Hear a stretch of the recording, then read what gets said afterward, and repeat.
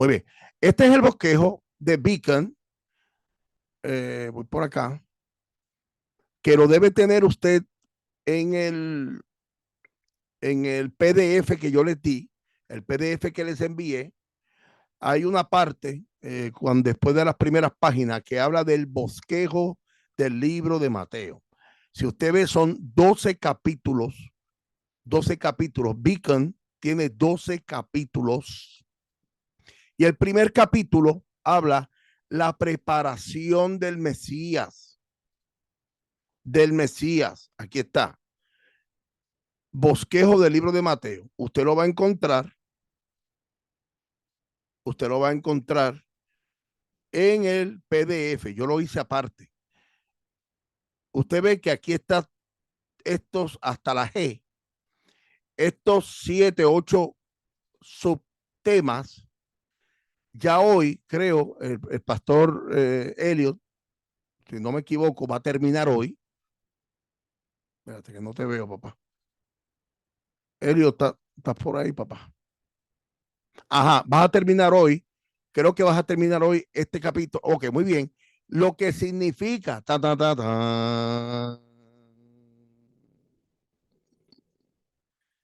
Si tienes miedo, cómprate un chihuahua, a Chapito.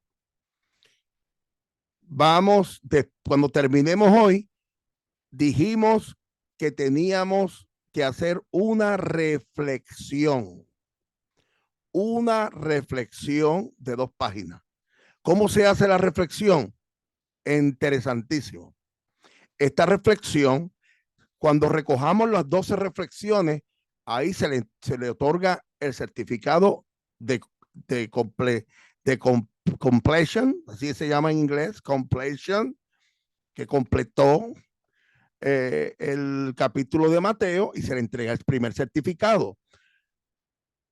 Esa primera reflexión, escuche, esto es bien sencillo. Y mamá, a mis hijos que entraron, porque Elizabeth no entraba porque ella está estudiando los martes, por eso ella no pudo entrar, pero ella hizo un sacrificio y dijo, voy a cambiar mi clase y voy a hacer lo que sea para entrar aquí.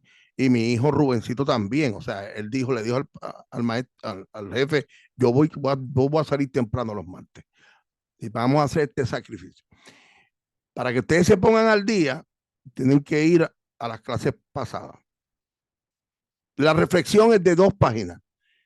2 páginas a doble espacio en la letra número 12, cuando usted hace en Word, ¿verdad, mamá? Elizabeth, es fácil. En la letra número 12, puede ser en Times Roman, doble espacio, y usted va a hacer una reflexión de lo que usted aprendió desde la genealogía de Jesús, nacimiento de Jesús, infancia de Jesús, ministerio de Juan el Bautista, bautismo de Jesús, la tentación de Jesús y los comienzos en Galilea. Sencillo. 2 paginitas. Nos entregan esa reflexión que el maestro Elliot y nosotros la vamos a revisar y le vamos a dar puntuación. Para nosotros es importante saber, mire hermano, usted es papá y con esto me retiro, pero esto para mí es tan importante. Ajá, ya voy, Wendy, mamá. Usted es papá, los padres que están aquí, los abuelos. Cuando usted le enseña a su hijo, usted pretende que su hijo capte la educación, la enseñanza y que copie lo que usted le dijo y que lo haga.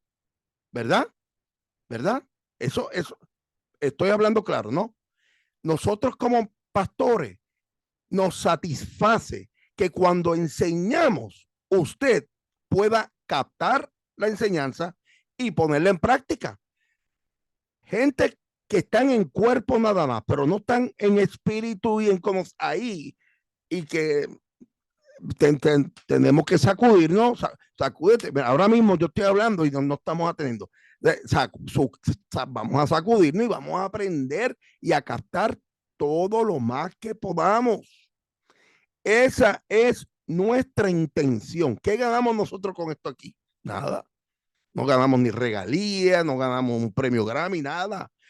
porque lo que queremos es que aprendamos todo. Y así yo le decía a unos hijos míos anoche, yo le decía, mira que yo aprendí esto, mira que yo aprendí. O sea, son cosas que son importantes porque en la reunión de ancianos no falta la sabiduría. Es importante, Wendy. Bendiciones.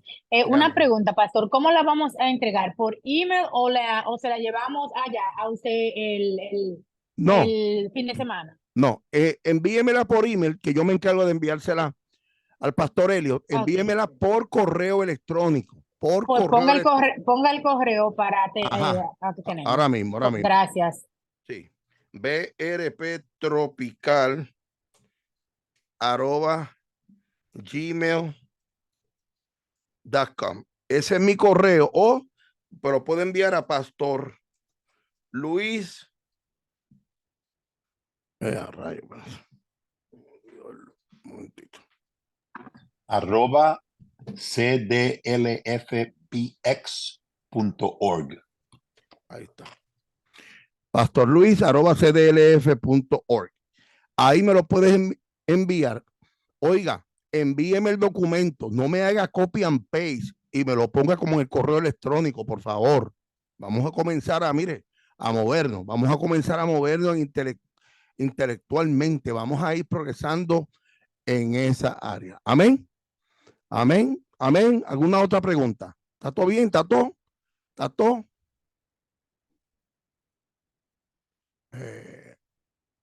Está todo, ¿verdad?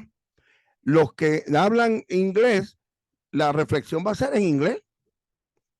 Sencilla, dos páginas, que todo que envuelva esos 8 tópicos que se habló en el primer capítulo. Vamos a comenzar nuestra clase de hoy y vamos a dejar al pastor Elliot Rebollo con nosotros. Que el Señor le continúe bendiciendo. ¿Me escuchan bien? Excelente, pa. La lección de la semana pasada fue la tentación de Jesús, basado en Mateo 4, del 1 al 11. Y puse 9 puntos para el repaso. Punto número 1. ¿Por qué fue Jesús tentado? ¿Alguien se acuerda? ¿Alguien quiere colaborar? ¿Por qué fue Jesús tentado? Si él era Dios. Para continuar, puede poner letra A. En primer lugar, Adán fue incapaz de vencer al diablo. ¿Cuántos saben que Jesús es el segundo Adán? Amén. So, el primer Adán fue incapaz de vencer al diablo. Letra B. El segundo Adán, Cristo, le hace frente al diablo y sale sin ningún rasguño. Mire el contraste. Mire cómo Dios invierte el panorama aquí. Adán salió derrotado, destituido. Adán estaba supuesto a vivir por siempre y vivió bastante tiempo, pero perdió mucho Adán. Perdió mucho. Dice que con el sudor de su frente iba a tener que labrar la tierra. Y a Eva también perdió. ¿Por qué? Porque con dolor, con mucho dolor, iba a dar parto. Adán perdió mucho, pero Jesucristo salió sin un rasguño. ¿Cuánto le pueden dar la gloria a Dios? Letra C. El Espíritu Santo puso a prueba a Cristo. Jesús fue tentado porque el Espíritu Santo tenía que poner a prueba a Cristo. Y eso es una bala fuerte la que estás tirando ahí, porque si lo vamos a llevar ahora mismo y lo vamos a discutir, las vacas sagradas se desordenan. No, ¿cómo es posible? O sea, tenemos que ver que la humanidad de Jesús en la tierra era vigente y latente, 100% hombre, por eso tenía que pasar la prueba Jesús y se sometió y obedeció. Wow, eso es tan solamente. Mire, la palabra griega peirazo, que traducida es tentar o probar. Eso está en Juan 6:6, 2 Corintios 13:5, Hebreos 11:17. Y número 2, inducir o seducir al mal. Peraizo puede utilizarse en dos formas: ensayar o poner a prueba, o si no, en la esfera de Satanás, seducir al mal. El Espíritu Santo ensayó o puso a prueba a Cristo. El diablo trató de seducirlo a hacer el mal. Amén. Punto número 2. Pablo escribió: no conoció pecado. Eso está en 2 Corintios capítulo 5, versículo 21. Pedro dice que no hizo pecado. Eso está en 1 de Pedro capítulo 2, versículo 22. Y Juan dice: no hay pecado en él. 1 de Juan 3:5.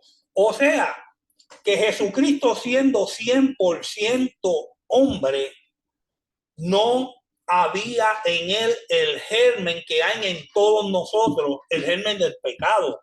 ¿Y cuántos se acuerdan de las lecciones previas? ¿Por qué en Jesucristo no estaba ese germen de pecado? Porque Jesucristo no fue engendrado ¿de qué? De relación de padre y madre. De relación de hombre. De relación sexual. No, lo que sucedió con Jesucristo fue que el Espíritu Santo posó sobre ella y fue algo sobrenatural.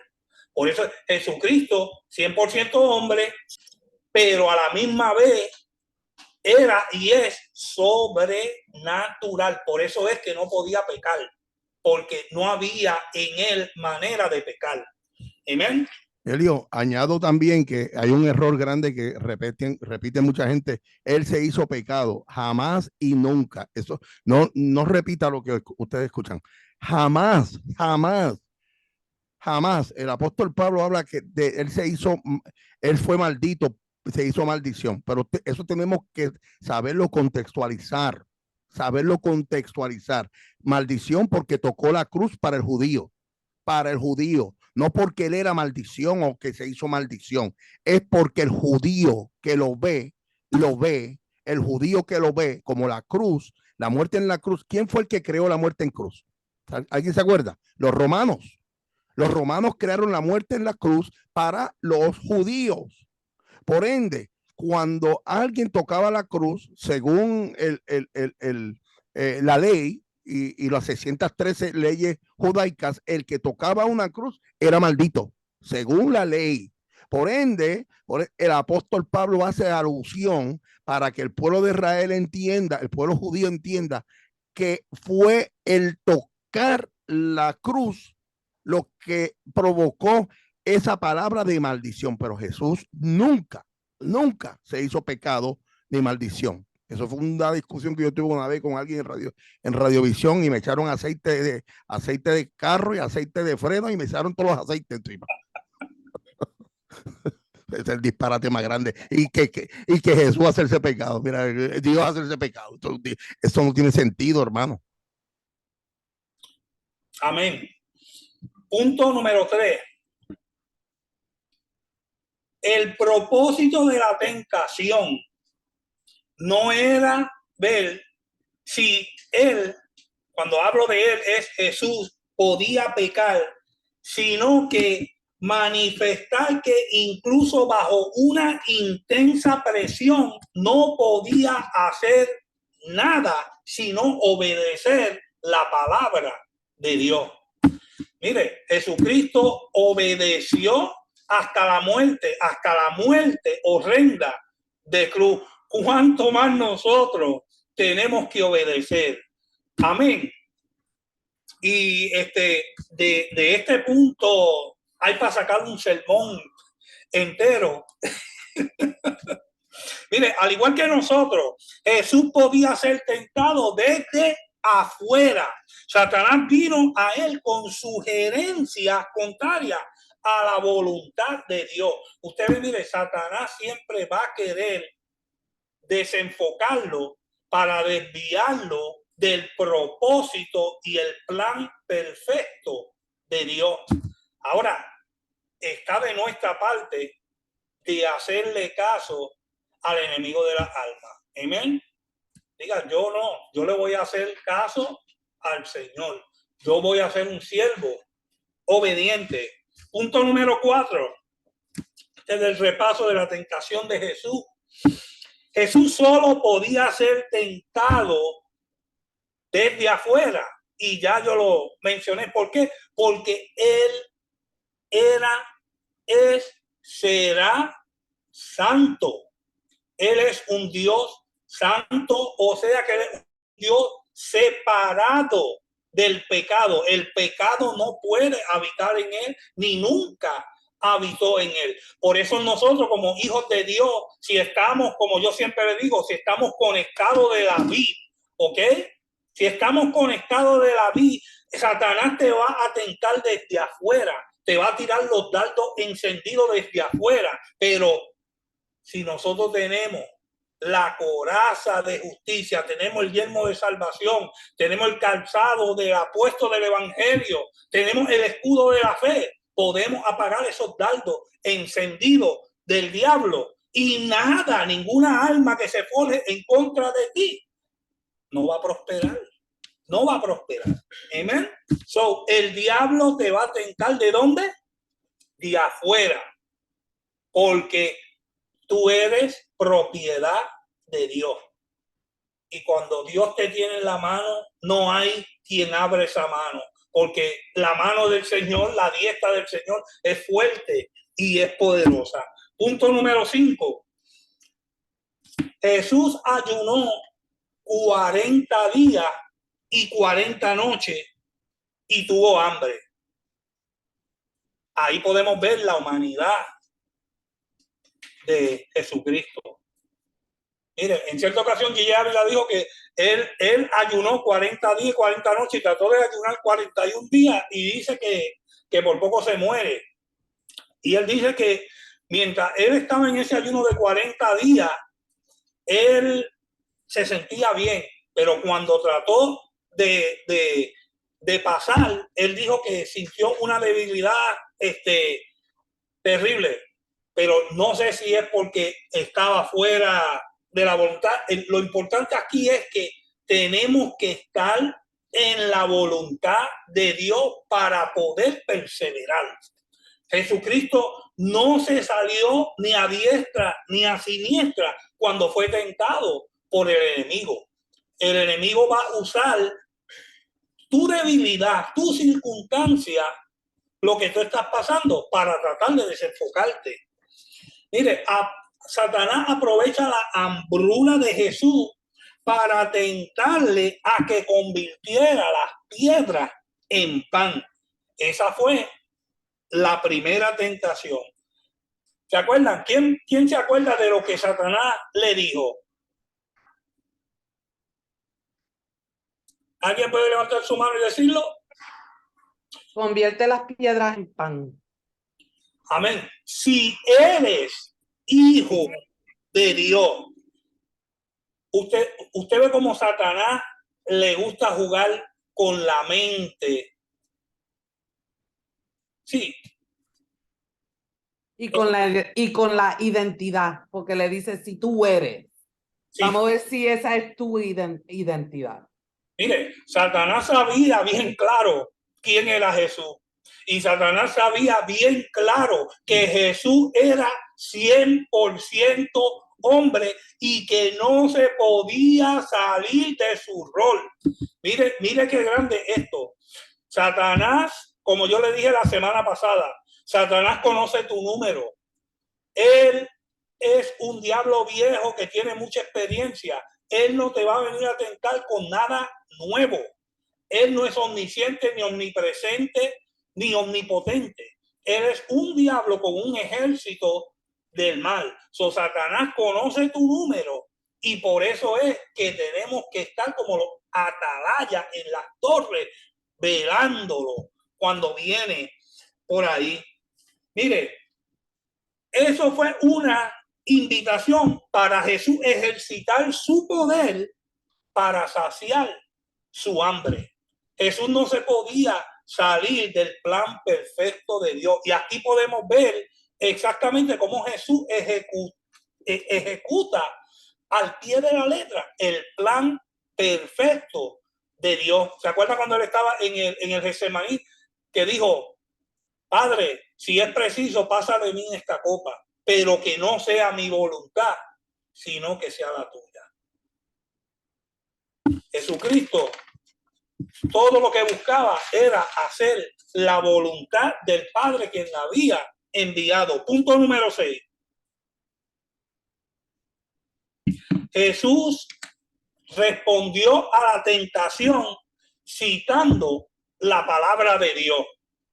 La palabra es la espada. Esa es nuestro alimento. Con esa palabra es que vamos a poder resistir al diablo. No es que va a coger la palabra para picotear el diablo, porque la palabra es clara, dice: resistir, someteos a Dios, que es la parte más importante. Someteos a Dios, resistid al diablo y de vosotros huirá. Mire, no es como un predicador que dice: pisa al diablo, písalo, písalo, písalo, písalo. No, usted tiene que resistirlo. Resista al diablo, resístalo y va a huir. Jesús no iba.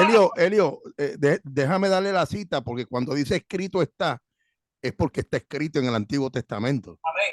Entonces le voy a dar la cita, Deuteronomio 8.3, anótalo por ahí, Deuteronomio 8.3, para que lo tenga en récord y después lo pueda leer y lo pueda buscar. O sea, cuando Jesús dice, le dice escrito está, es porque está escrito previo, y él menciona la palabra. Con la misma palabra, él acabó con el enemigo. Vamos para adelante. Amén, gracias, pastor. Jesús no iba a actuar por su propia cuenta y obedecer de esta manera a Satanás. Usted ve que el plan del diablo era de se enfocar a Jesús para que Jesús obedeciera a Satanás. Imposible. Jesús jamás va a obedecer a Satanás. Punto número 7, y ya estamos para salir del repaso. ¿Cuántos se acuerdan cuál fue la segunda tentación? Cuando lo subió al pináculo y le dijo que se echara abajo. Amén. Esa fue la segunda tentación. La tentación fue que Jesús, para que Jesús demostrase que él era el Mesías mediante una señal espectacular. Podría pasar la cruz por alto y llegar, sin embargo, al trono. Pero esta acción estaría fuera de la voluntad de Dios. Mire, el diablo se lo dice: escrito está, a su ángel mandará acerca de ti para que tu pie no tropiece. O sea que si el diablo lo ponía en el pináculo del templo y lo tiraba, o le decía a él que se tirara, que los ángeles vinieran. Imagínense ese espectáculo para el pueblo judío, que vieran al Hijo de Dios, al Mesías, venir con una legión de ángeles. Olvídate, hubiesen dicho: no, este no va a pasar por ninguna, este lo vamos a instalar como rey, vamos para encima. Imagínate eso. El diablo siempre va a querer que tú hagas algo supuestamente bueno, pero que esté fuera de la voluntad de Dios. Y el Salmo 91, 11 a 12, es donde está escrito la palabra. 91, Salmo 91, 11 a 12. Pues a sus ángeles mandará cerca de ti que te aguarden en todo tu camino. No. Amén. Punto número 8. En la tercera tentación, llevó el diablo a Jesús a un monte muy alto y le mostró todos los reinos del mundo. ¿Cuántos saben que el diablo es el príncipe de este mundo y que el Señor lo reprenda? No le estoy dando gloria ninguna. Todos los gobiernos de este mundo están bajo la influencia del diablo. Y bien claro la Biblia dice, de Jehová es la tierra, es su plenitud el mundo y los que en él habitan. Pero por la desobediencia del hombre, por el estado caído del hombre, es que el diablo ha venido a ser el príncipe de este mundo, porque los hombres escogieron a las tinieblas en vez de a la luz. Jesús no estaba dispuesto a violar el programa divino y desde luego nunca hubiera adorado a Satanás. Mire, la semana pasada yo se lo dije que el diablo, él sabe que él era Jesucristo hombre, y quiero hacer esto claro. Jesucristo hombre. Él sabía que en su humanidad, ¿ok? Él ya siendo Dios, él tenía que pasar por amor de la humanidad, por todas estas tentaciones en cuerpo y sangre viva. Satanás le ofreció los reinos y postrado le adorare.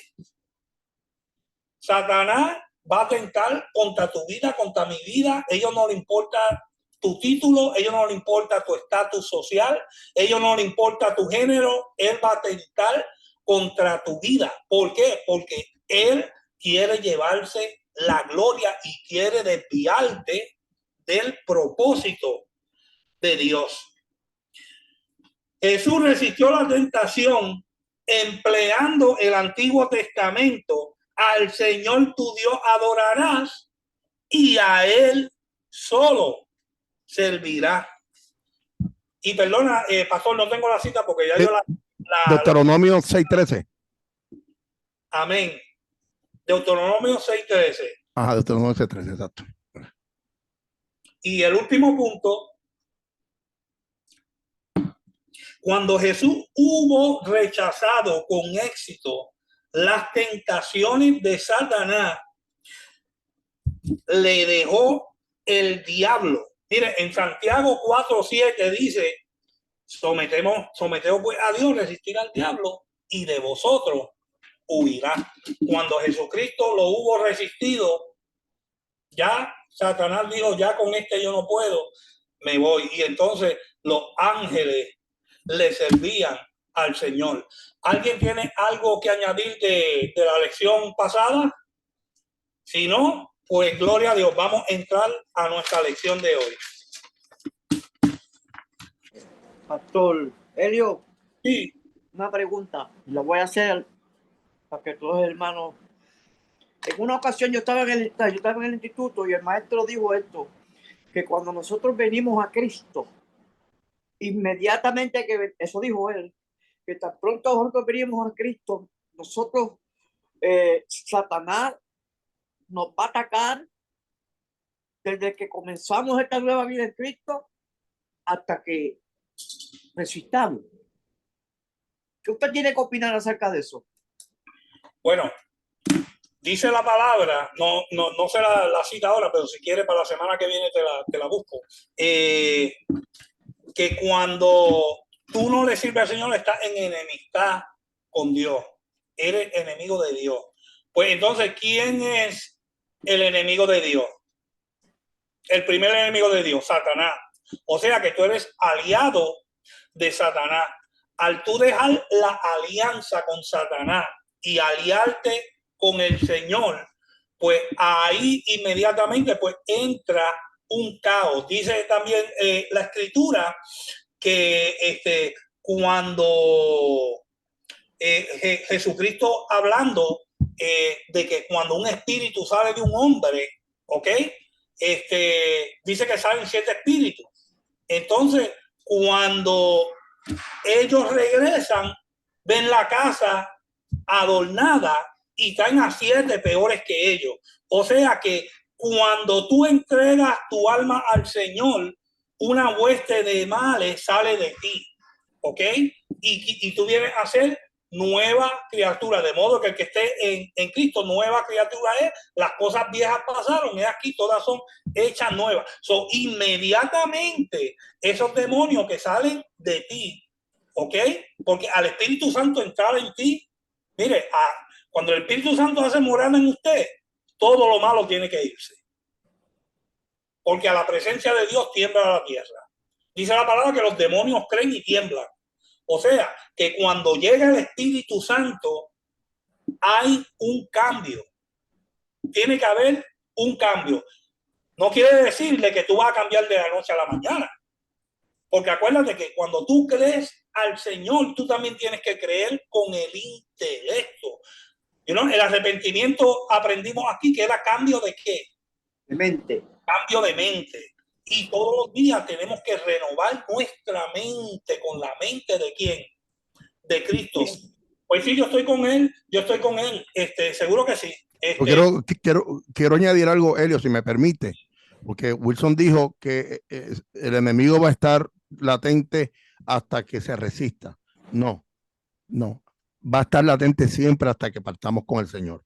El enemigo no dejará de tentarnos. Esto es escuelita 001, porque cuando nosotros aceptamos al Señor, como dice el maestro, claramente nosotros somos nueva criatura en Cristo. Salimos del reino de las tinieblas al reino sempiterno de nuestro Dios. Ahí es cuando el cambio de gobierno, ¿ves? Arrepentidos, cambio de mente, convertidos, cambio de gobierno.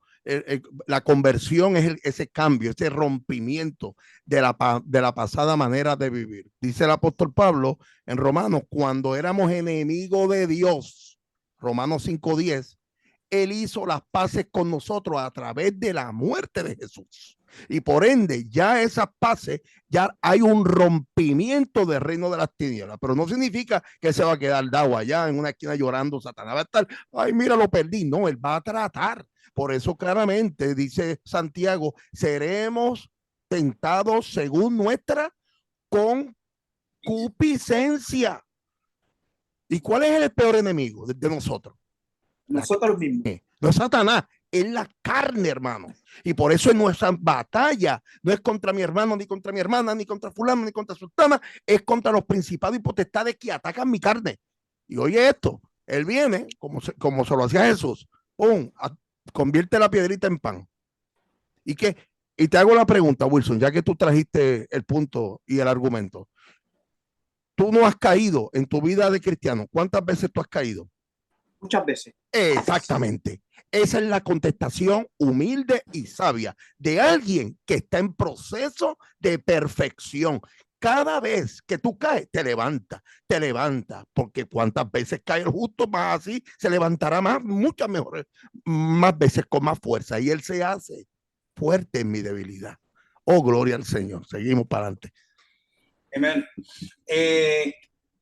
Estamos en el libro de Mateo, capítulo 4, del versículo 12 al 25. Ya yo había previsto varias personas para que leyeran. Miriam, si tienes la escritura, me hace el favor y lees Mateo 4 del 12 al 18. Y después la hermana Wendy puede leer del 19 al 25. Amén. Comienza del ministerio de Jesús. Cuando Jesús oyó que habían arrestado a Juan, salió de Judea y regresó a Galilea. Primero fue a Nazaret, luego salió de allí y siguió hasta Capernaum, junto al mar de Galilea, en la región de Zabulón y Neftalí. Así se cumplió lo que Dios dijo por medio del profeta Isaías, en la tierra de Zabulón y Neftalí, junto al mar, más allá del río Jordán, en Galilea, donde viven tantos gentiles. La gente que estaba en la oscuridad ha visto una gran luz, y para aquellos que vivían en la tierra donde la muerte arroja su sombra. Espérate, arroja, ay Dios mío, espérate. Ha brillado una luz. A partir de entonces Jesús comenzó a predicar: arrepiéntanse de sus pecados y vuelvan a Dios, porque el reino del cielo está cerca. Sigue al 18. Cierto día, mientras Jesús caminaba por la orilla del mar de Galilea, vio a dos hermanos, a Simón, también llamado Pedro, y a Andrés, que echaban la red al agua porque vivían de la pesca. Hermana Wendy. Amén. Ay, Dios mío, disculpa, pero se me fue, deme un segundo. Lo tenía aquí mismo. Y les dijo: venid en pos de mí y os haré pescadores de hombres. Ellos entonces, dejando al instante las redes, le siguieron. Pasando de allí, vio a otros dos hermanos, Jacobo, hijo de Zebedeo, y Juan, su hermano, en la barca con Zebedeo, su padre, que remendaban sus redes, y los llamó. Y ellos, dejando al instante la barca y a su padre, le siguieron. Y recorrió Jesús toda Galilea, enseñando en las sinagogas de ellos y predicando el evangelio del reino y sanando toda enfermedad y toda dolencia en el pueblo. Y se difundió su fama por toda Siria. Y le trajeron todos los que tenían dolencias, los afligidos por diversas enfermedades y tormentos, los endemoniados, lunáticos y paralíticos, y los sanó. Y le siguió mucha gente de Galilea, de Decápolis, de Jerusalén, de Judea y del otro lado del Jordán. Amén. Que el Señor añada bendición a su palabra. Usted ve cómo Mateo nos lleva directamente de la tentación al ministerio en Galilea. Mire, cuando Jesús oyó que Juan el Bautista estaba preso, vio que esto era una premonición de su propio rechazo. Al rechazar el heraldo del rey, la gente estaba para todos los propósitos prácticos, rechazando a sí mismo al rey, pero no fue ningún temor lo que le llevó al norte, a Galilea. En realidad se dirigió al centro mismo del reino de Herodes, del mismo rey que había encarcelado a Juan el Bautista. Y vamos a entrar a Vique. ¿Quién tiene el libro? Ok, Félix. Félix, ¿tú tienes el libro? Ok. Sí, lo tengo. Ok, pues como hablamos el domingo, comienza a leer la primera predicación. ¿De dónde empieza? Ay. Página 59. Los comienzos en Galilea. Sí, los que, perdóname, Félix, los que tienen el PDF, que no tienen el libro, hermano, aquí se necesita la Biblia, el beacon y una libreta para que anoten y consuman todo esto, porque esto es rico. El PDF no tiene la página. Ese es el único problema que tiene este PDF. Tiene que ir a la letra G, los comienzos en Galilea, la primera predicación. Desde ahí es que va a leer Félix. Ok. Hay dos micrófonos. La primera predicación. Perfecto. El arresto y encarcelamiento de Juan el Bautista establecen el punto cronológico para los comienzos del gran ministerio de Jesús en Galilea, según lo indican los primeros evangelios. Los dos primeros. Cuando Jesús oyó que Juan estaba preso o había sido arrestado, volvió a Galilea. Es decir, volvió a su propio terruño desde el desierto de Judea al lejano sur.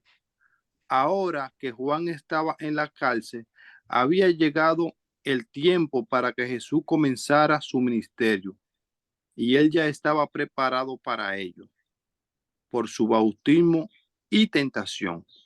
Amén. Hermana Evelyn, siga.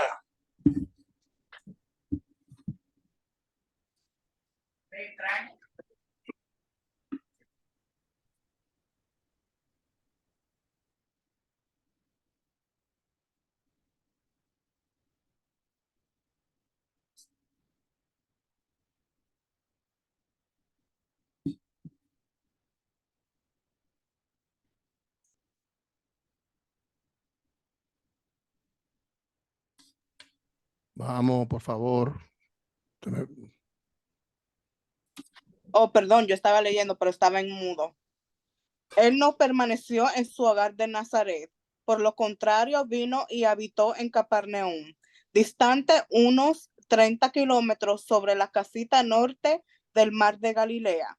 Fue sabia la elección de este lugar como sede de su ministerio. Nazaret era una villa oscura y pequeña en la zona montañosa.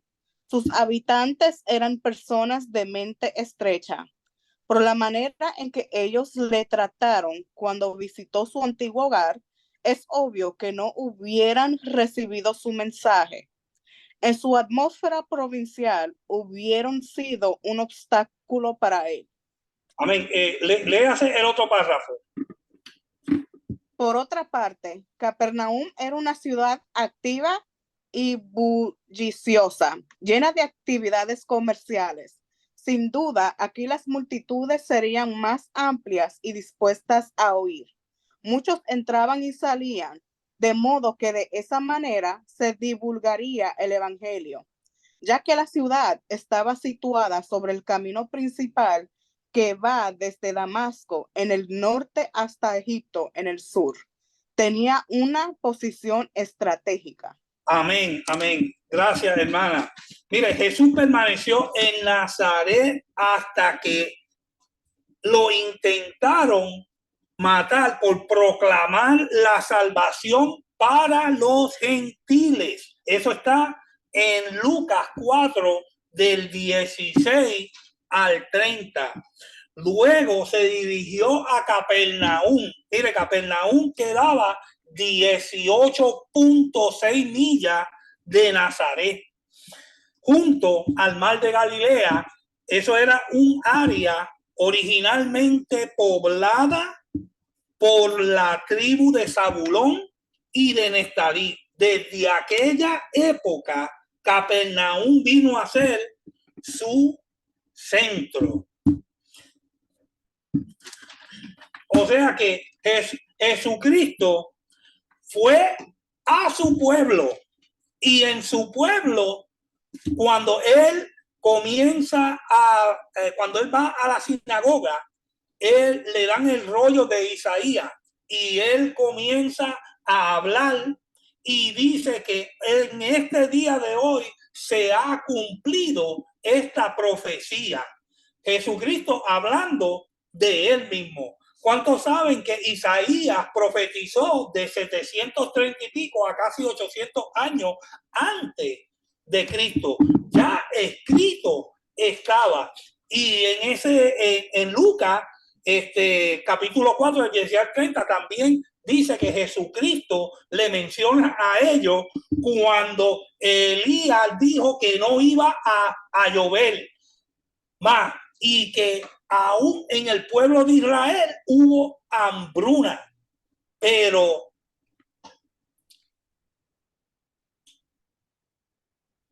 aún con esa hambruna, Dios le proveyó a Isaías y también Eliseo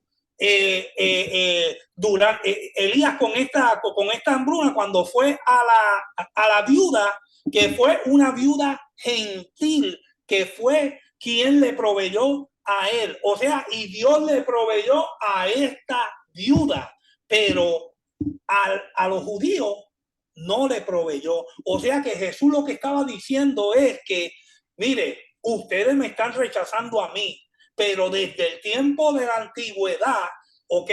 La gente que acepta mi palabra o a los gentiles, a eso yo los voy a proveer, a eso yo le voy a proveer un vehículo para salvación. Y olvídate, el pueblo judío se alborotó y dice en el libro de Lucas que lo llevaron, lo iban a tirar por un risco y él se desapareció de entre medio de ellos, pasó por ellos, mire, pasó por en medio de ellos sin que ellos ni se dieran de cuenta. Elio, ¿me dejas comentarte algo para añadirte a esa bomba que tú has tirado ahí? Fíjate que dos cosas, dos puntos, para que usted sepa que nosotros le servimos a un Dios vivo.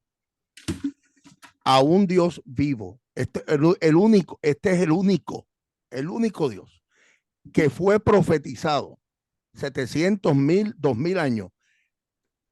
Profetizado, vino y se cumplió la profecía y todavía se sigue cumpliendo la profecía.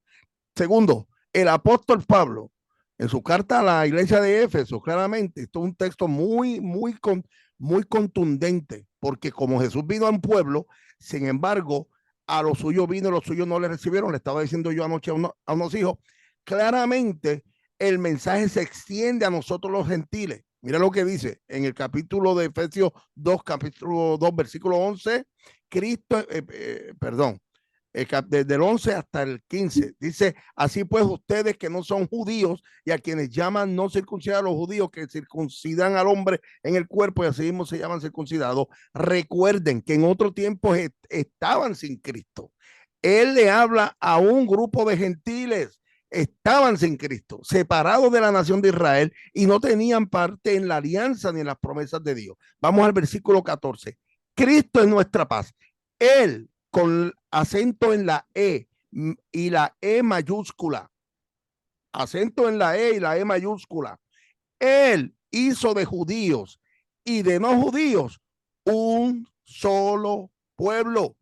Destruyó espiritualmente el muro que los separaba y anuló en su propio cuerpo la enemistad que existía. Eso es un fuetazo para el mismo Satanás. Amén. Mire, volviendo a Beacon. Claro. Yo sé que la Biblia nos dice a nosotros que el primer milagro de Jesús fue cambiar la agua en vino, pero aquí sucedió algo, porque a él lo llevaron hasta ese monte para tirarlo. Amen. ¿Y cómo es que se escapó? Ahí pasó algo. No podemos dejar eso pasar por alto.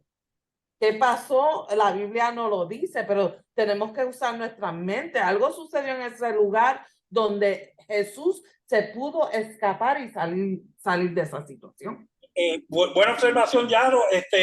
Yo lo que pudiera añadir a eso es lo que sucedió en Sodoma y Gomorra, que los ángeles los hirieron con ceguera. Sería tal vez una ceguera que lo llevó a un éxtasis, o si no, porque dice que él pasó entre medio de ellos. Y no lo vieron. Y no lo vieron. Pasó. Él pasó y se escabulló por entre medio de ellos y no lo vieron. Y fue la viuda de Sarepta. Eso está en Lucas capítulo 4 del 16 al 30. Cuando tengan tiempo lo leen. Es tremenda enseñanza. Volvemos a Beacon, el último párrafo de la página 59. Nuevamente encontramos la fórmula introductoria de una cita del Antiguo Testamento para que se cumpliese lo dicho. Esta vez está tomada de Isaías 9, del 1 al 2. Mateo tiene 15 menciones de este príncipe de los profetas del Antiguo Testamento. Por causa de sus muchos pasajes mesiánicos, ha sido llamado en ocasiones el Evangelio, según Isaías. Hermana Marilyn, léase Isaías 9, del 1 al 2. Espérate, Marilyn, espérate. El Evangelio, según Isaías. Según Isaías. Escuche eso. Beacon dice el Evangelio según Isaías. Eso a mí me parece sumamente una bomba, porque Isaías es el profeta mayor. E Isaías es la clave. Es la clave mayor para el pueblo de Israel. Oye, ¿y cómo lo rechazaron, hermano? Y por eso Mateo lo emplea tanto. Ajá. Mas no habrá siempre oscuridad para la que está ahora en angustia, tal como la aflicción que le vino en el tiempo que livianamente tocaron la primera vez a la tierra de Zabulón y a la tierra de Neftalí, pues al fin llenará la gloria el camino del mar, el cual de aquel lado del Jordán, en Galilea, en los gentiles. ¿Sigo? El pueblo que andaba en tinieblas vio gran luz. Los que moraban en la tierra de sombra de muerte, luz resplandeció sobre ellos. Amén. Los gentiles que vivían en Galilea vieron una gran luz, la luz de Cristo, la de Cristo que es la luz del mundo. Al dirigirse a Galilea de los gentiles, mostraba que su rechazamiento de parte de los judíos resultaría en que el evangelio sería proclamado a los gentiles. Mire qué bomba, pastor. Ya estaba profetizado. Ya estaba profetizado.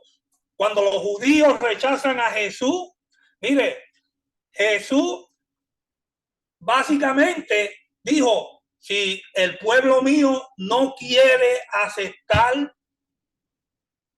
las buenas nuevas de la salvación, va a haber un pueblo más humilde quien me las va a aceptar.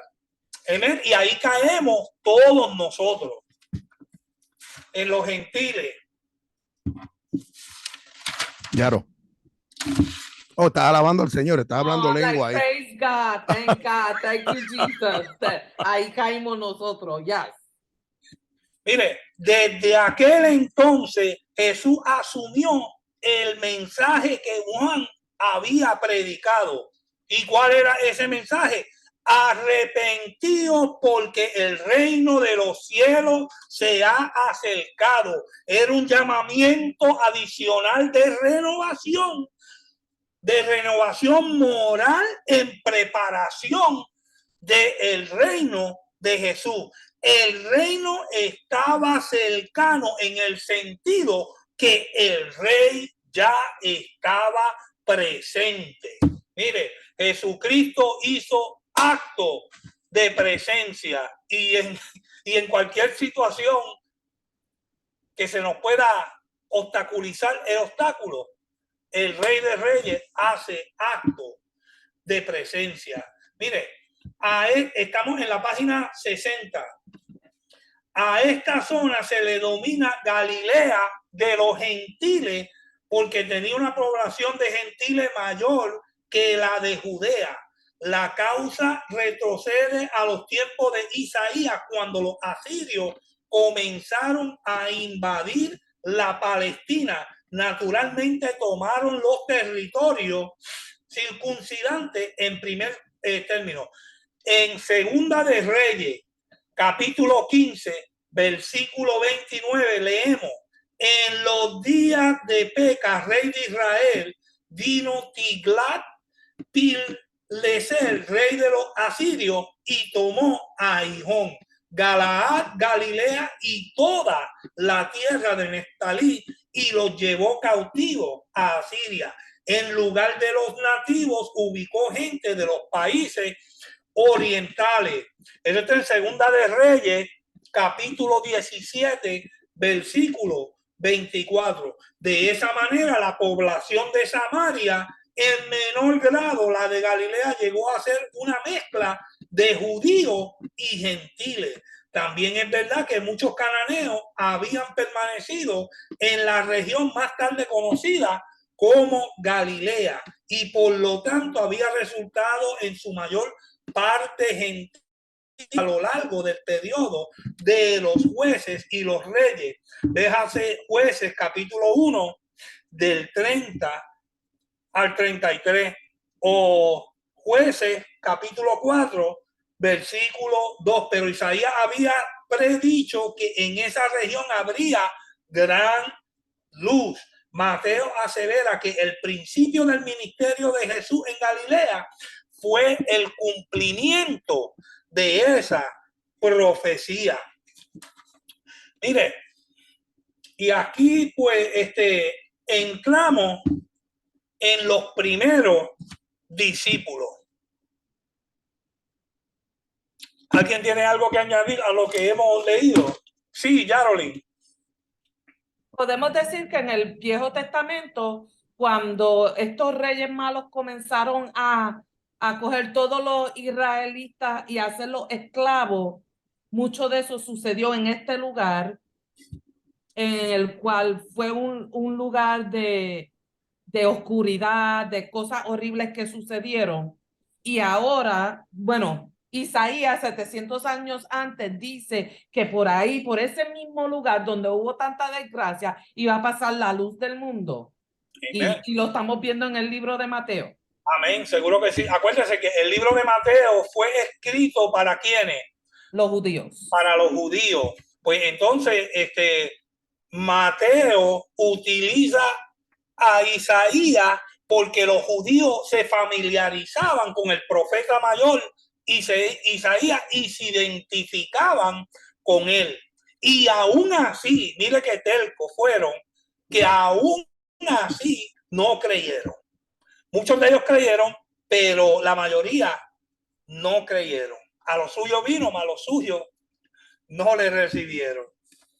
Los primeros discípulos, capítulo 4, Mateo 4, del versículo 18 al 22.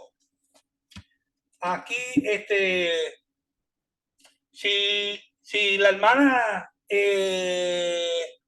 Wanda Mercado me puede leer cuando comenzó Jesús a predicar. Página 60, párrafo número 4.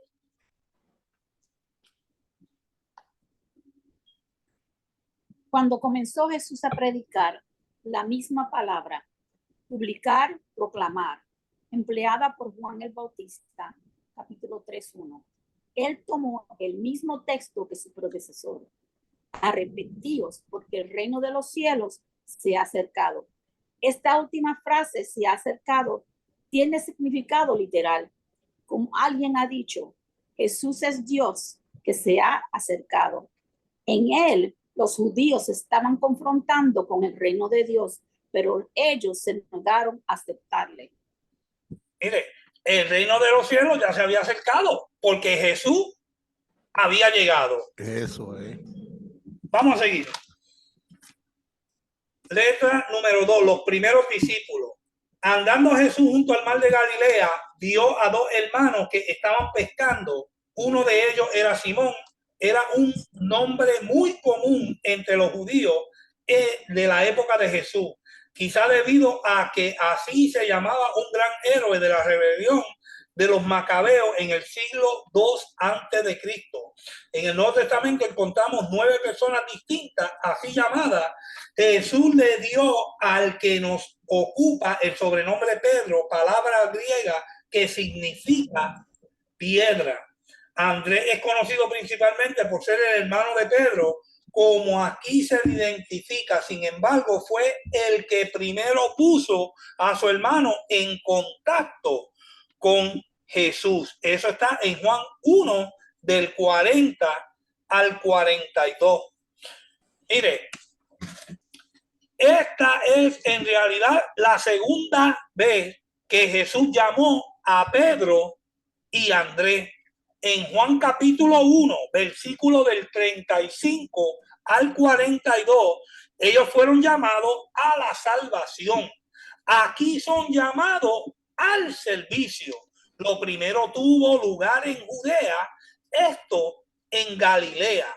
Pedro y Andrés eran pescadores, pero Jesús los llamó a ser pescadores de hombres. Su responsabilidad era seguir a Cristo. La de Cristo sería hacer de ellos pescadores de éxito. Seguir a Cristo involucra algo más que estar cerca de él en un sentido físico. Mire, seguir a Cristo involucra tantas cosas. ¿Se acuerdan la predicación de el pastor Magdiel? Excelente. La casa no es tuya, tu carro no es tuyo, tus hijos no son tuyos, tus finanzas no son tuyas, tus logros no son tuyos. O sea, mire, yo cuando tomé unas clases de ministerio avanzadas, la maestra nos decía, apréndase esto. Y esto fue una enseñanza grande. Todo lo que soy lo llevo al ministerio. Todo. El Señor va a utilizar tu fracaso, tus victorias, tus vivencias, tus finanzas.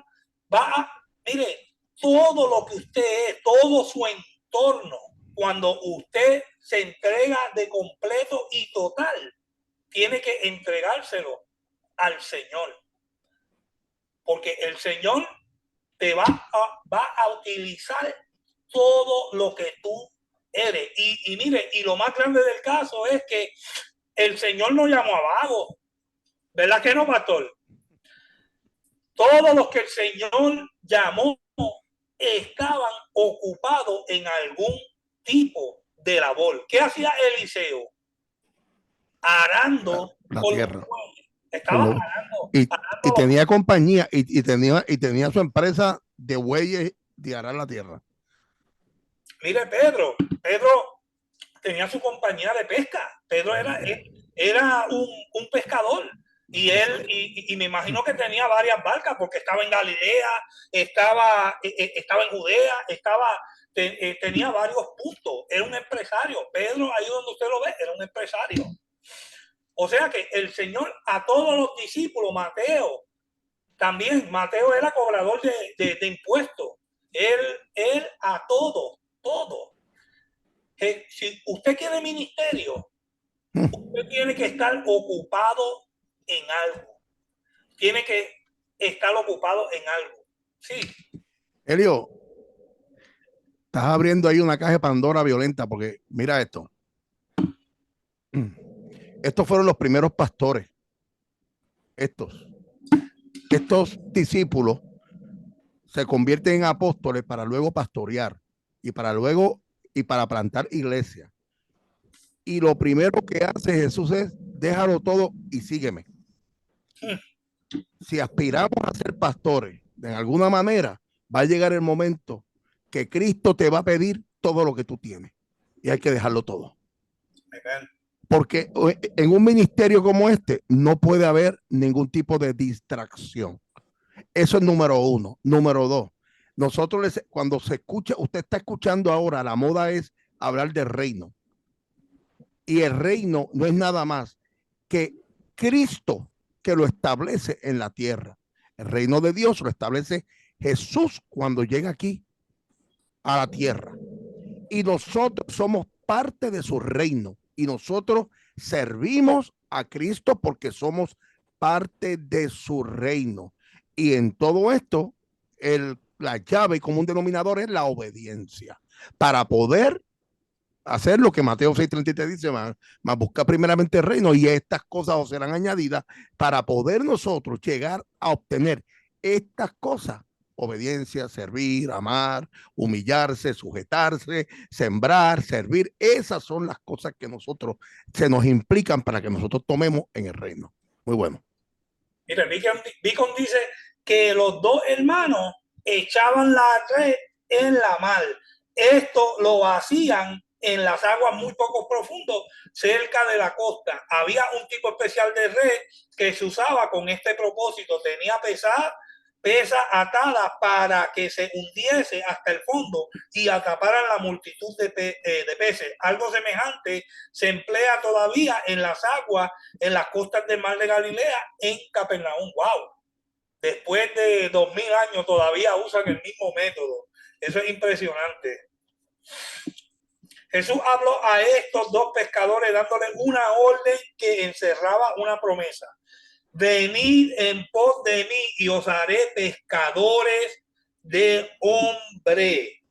Y brincamos y dice, este versículo sugiere el tema, el supremo llamado. Y voy a volver a esto. Incluía su imitación del carácter de Cristo. El ministerio de ellos debía ser un ministerio de carácter. Lo que ellos eran era más importante que lo que dijesen o lo que hiciesen. Lo mismo que en el caso de Pedro y Andrés. Hemos de evitar la tentación de poner la elocuencia, personalidad, argumento inteligente en lugar de la verdadera espiritualidad. Al seguir a Cristo, el discípulo aprende a ir donde están los peces, a emplear el cebo adecuado y a soportar las incomodidades e inclemencias del tiempo, ser paciente y a mantenerse fuera de vista. Y ahora quiero enfatizar un poco aquí en el supremo llamado. En el supremo llamado, podríamos bosquejarle de la siguiente manera. Número 1, el llamamiento divino. Venid en pos de mí. Número 2, el interés divino, y os haré. Y número 3, la comisión divina, pescadores de hombres. El llamado de Dios en su gracia no conduce a la pereza. Pablo amonesta a sus lectores para que luchen con toda la fuerza que Dios le da a fin de mostrar vida digna del llamamiento que recibieron. Efesios 4:1. Léeme Efesios 4:1.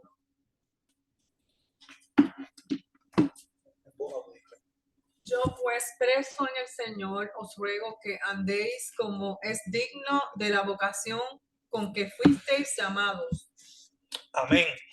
Y los insta a que sigan hacia adelante y arriba al premio del supremo llamamiento de Dios en Cristo Jesús. Eso es, Filipenses 3:14.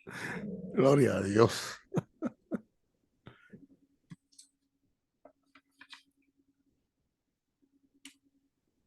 Prosigo a la meta, el premio del supremo llamamiento de Dios en Cristo Jesús. Amén. En este contexto entendemos el equilibrio de Pablo entre la responsabilidad y la soberanía.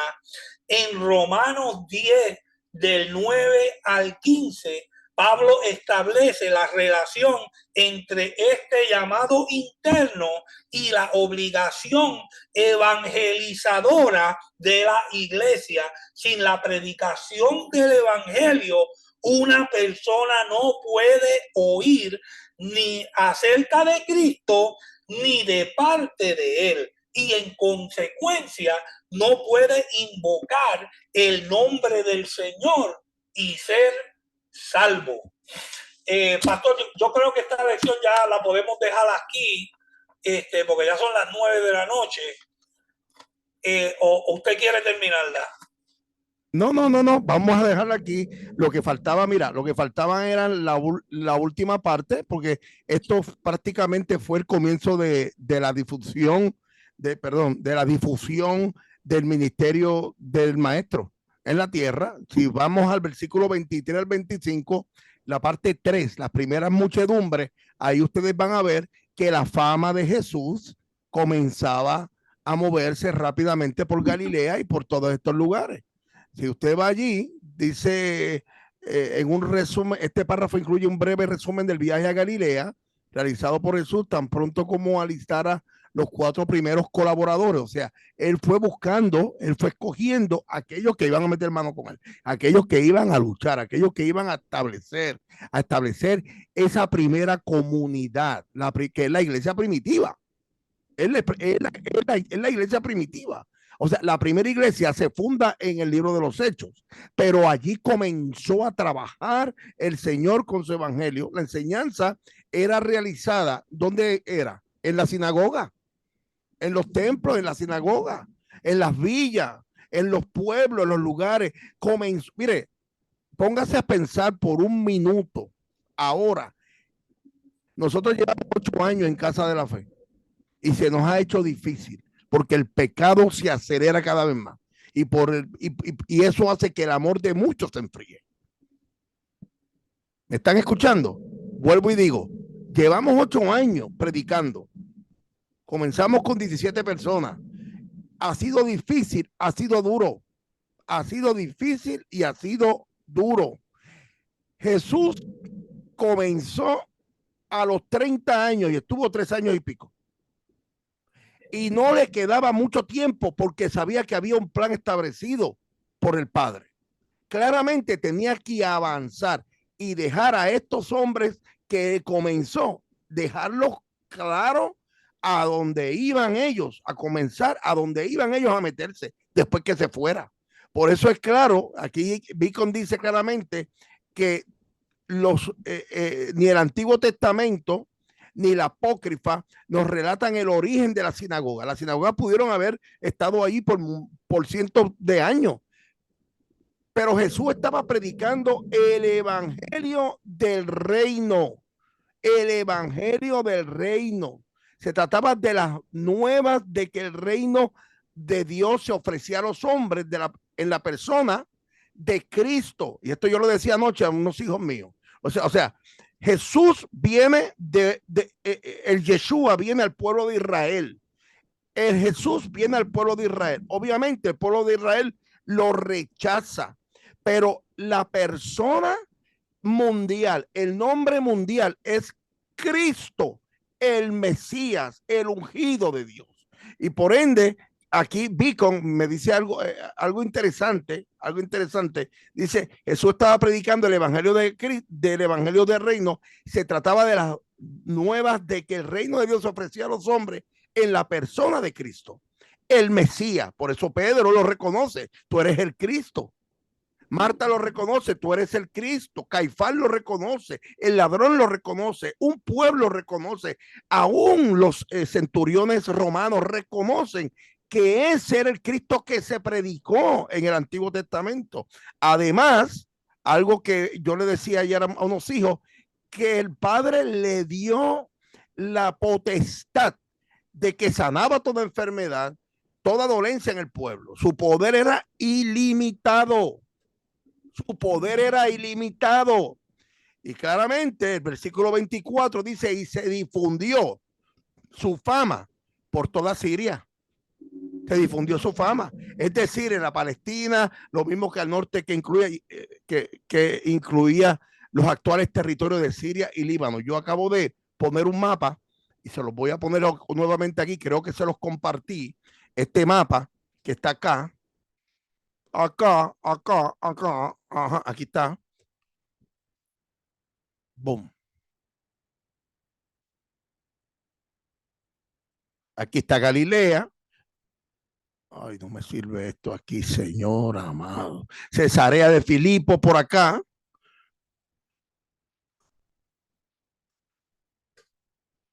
Aquí hay otra, esto no es Cesarea, es una Cesarea. Cesarea, Nazaret, Capernaum. Mira qué chévere. Y para terminar, los afligidos por diversas enfermedades los sanaba. Se hace notar la popularidad de Jesús con la mención de que le siguió mucha gente, literalmente multitudes, déjame decirte algo, lo seguían. Estaban los verdaderos discípulos, estaban los apóstoles, estaban los perseguidores y los seguidores. Todos estaban mezclados. Estaban los que estaban buscando la noticia, estaban los que querían el milagrito, que querían algo de eso. Todos estaban allí. Galilea era la parte de la Palestina propiamente dicha. Decápolis, la Decápolis significa 10 ciudades que estaban alrededor. Este era el nombre dado a la zona más oriental del Valle del Jordán, que acá abarcaba 10 ciudades. Eso está allí. Yo les compartí el mapa. Y después de presentar esta descripción general del principio del ministerio de Jesús en Galilea, Mateo ahora prepara el panorama, que es la próxima clase que voy a tener yo, el panorama para el Sermón del Monte. Este es el primero de los 5 grandes discursos en este evangelio. Dicho sea de paso, el discurso más grande, la predicación más grande es el Sermón del Monte. 3 capítulos, desde Mateo 5 a Mateo 7. ¿Alguna pregunta? Está todo claro como un barril de brea. Pregunta. Con esto cerramos el ciclo del primer capítulo, la primera sección. Hermanos, la próxima semana, la próxima semana voy a empezar a leer las reflexiones. Tenemos desde hoy, mamá, yo te doy el break ahora. Tenemos desde hoy hasta el martes a las 6:50 de la tarde para que me entreguen las reflexiones. Hermanos, les voy a pedir un favor. Jesús crecía en gracia y sabiduría, y nosotros tenemos que también crecer igual. 2 páginas. Wandita Rosa tenía como 50 páginas ya. Wandita, no me cógelo con calma. Cógelo con calma, mamá. 2 páginas a doble espacio. ¿Qué usted aprendió en estos 8 subtemas del primer capítulo? Eso es todo. Póngamelo ahí. Póngalo ahí. La próxima semana vamos a leer las reflexiones. Espero en el Señor que usted envíe el documento. Un documento. No me haga copy and paste. No. Coja el attachment, el documento, y métalo en el correo electrónico y envíeme el documento. Por Dios santo, ayúdeme en eso, por favor. Eli. Hola, buenas noches a todos, bendiciones. Te amo, Gusto mamá. estar aquí con ustedes. Pero sí queríamos ver si alguien pudiese pues compartirnos sus notas de las clases anteriores para que podamos sentarnos mi esposo y yo a estudiar y así de esta manera poder hacer nuestro resumen. Excelente. Hoy, pero sí nos gustaría como que ir un poco atrás para no quedarnos muy behind, muy atrás. Excelente. Y yo sé que ustedes están muy ocupados ambos. Yo te compartí el primer video donde comenzamos. Es 1 hora y 40 minutos. Es verdad, es 1 hora y 40 minutos. Es largo porque estamos ahí, tú sabes, picoteando todo y escudriñando lo más que se puede. Si alguien puede, por favor, compartir las notas. Por favor, alguien que son de estos copiones, que son de los escribas. Aquí hay un montón de escribas.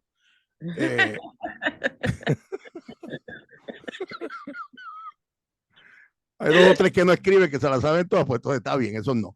Pero los que escriben, los que son escribas, compártanme las notas a los muchachos para que puedan tener esas notas importantes, para que entonces de aquí en adelante podamos nosotros seguir juntos y no revueltos.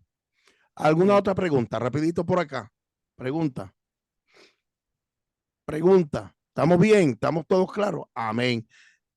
Cerramos nuestra clase hoy.